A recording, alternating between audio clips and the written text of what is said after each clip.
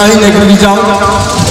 ये पिताजी का नाम राजा विषय है, माताजी का नाम सती मामा है।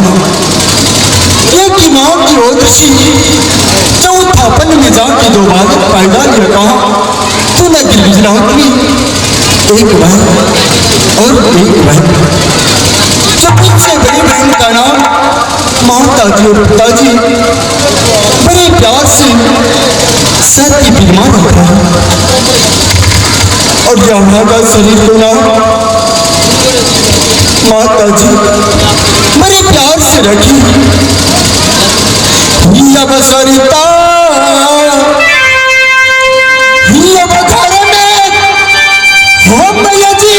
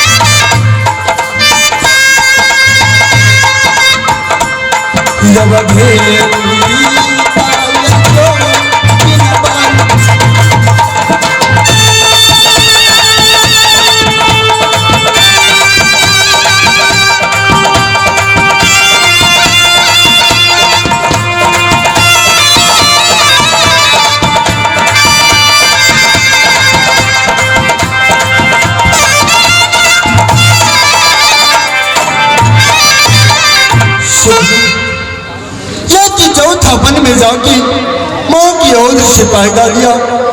बड़े लाड और प्यार से माता जी मेरा नाम राजा गोपीचंद रखा, पर कर्म के छोटा आज यह राजा एक जोगी बनकर गांव गांव द्वार द्वार जाकर भिक्षाटन करके गुरु को सेवा करता।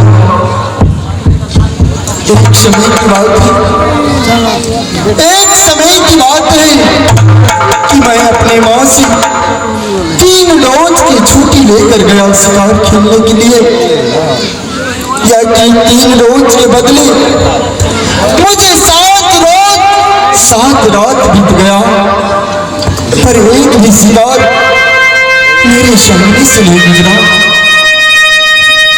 जब 7वां रोज मैं निराश होकर लौट रहा था तो रास्ते में देखा कि 7 समृद्धि में केवल एक ही निगाह मैंने सोचा कि आंखों देखा शिकार छतरी कभी नहीं छोड़ता।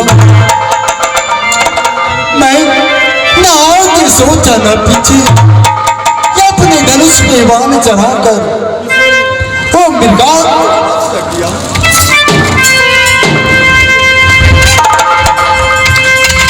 जब मैं मृगा को बच किया, 700 मृगनी मेरा पीछा किया।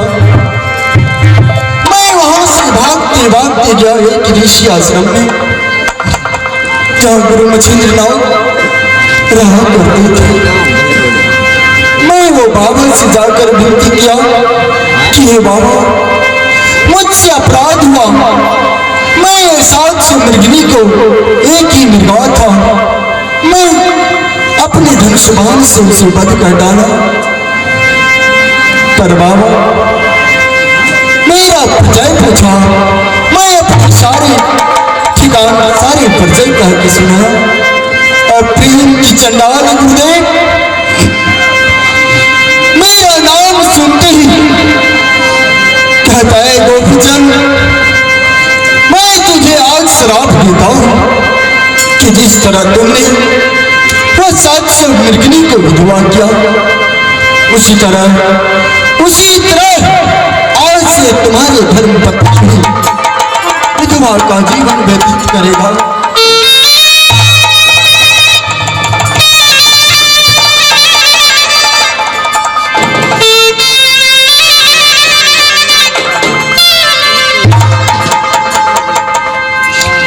गुरु को श्राप सुनकर मेरा आत्मा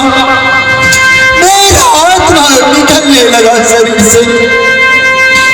फिर मैंने गुरु से विनती किया कि गुरुदेव, ये संसार में मुझे मरने का गम नहीं,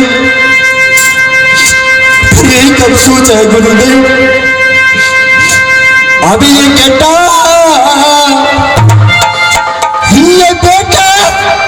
देखो बाबा, आगे मैया जी के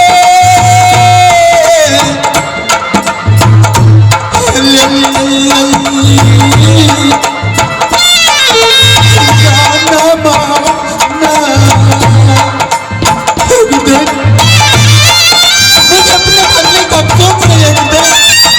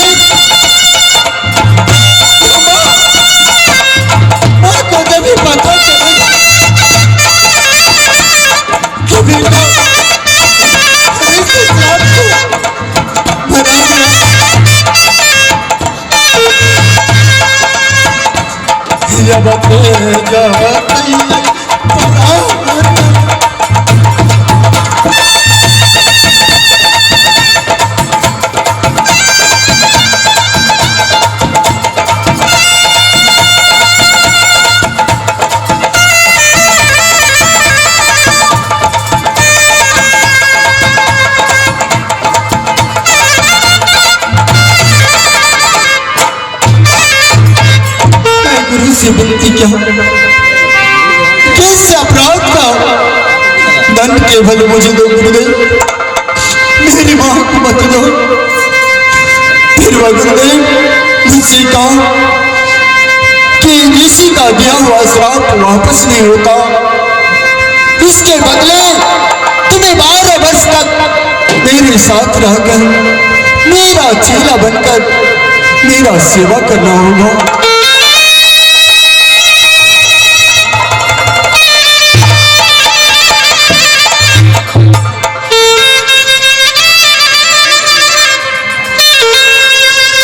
मैं भी सोचा कि अगर मैं मर जाऊंगा तो मेरे वियोग में मां भी मर जाएंगे, इसके बदले क्यों न मैं 12 वर्ष तक गुरु का सेवा करूं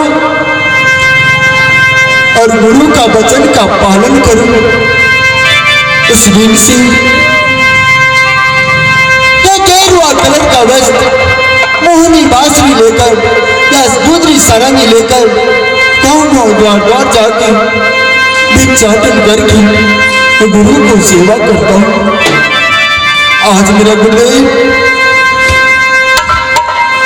ये रात पंपापुर मेरे बहन प्रेमा के पास भेजा था। ये संसार में ऐसा बात किसी को नहीं देना। अब रहे